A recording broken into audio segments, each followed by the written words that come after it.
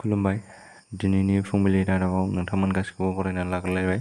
दिनैनि रादाबखौ नोंथांमोनहा अननानै जोबजासिम नायलांदो। मैया उदालगुरि बियाब दुलाराय बाथौ गौथुमा गासै सा 59 मेट्रिक उथ्रिसारनाय फरायसा फरायसुलिफोरखौ बरायदों। मैया सालाकाथि दख'रा एबसुआ 15 साननि थाखाय बेसेन नाङै जोलुर गेलेनाय फोरोंथाय मावबादा हाबाफारि लादों। मिथिनो मोननाय बायदिब्ला मोसौ बेदरखौ मै बेदर होनना जाहोग्रा 3 दुथांफोरखौ राइजोफोरा बुसि बुनानै पुलिसनो गथायदों।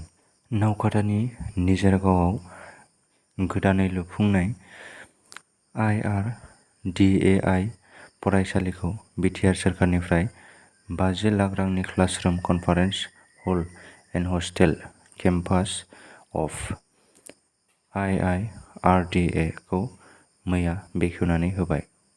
सुलुंनिफ्राय मिथिनाय बायदिब्ला फेस्ला फावजों आबुं जानाय जाफुंगोन 2 बर' सावथुनखौ निउब एपआव आपल'ड होनाय जाबाय होननानै मिथिनो मोन्दों। क'क्राझार जिल्ला दुलाराय बर' हारिमु आफादनि गोजाम मावफुं आफादखौ सिफायनानै मैया गोदान मावफुं आफाद दाफुंबाय।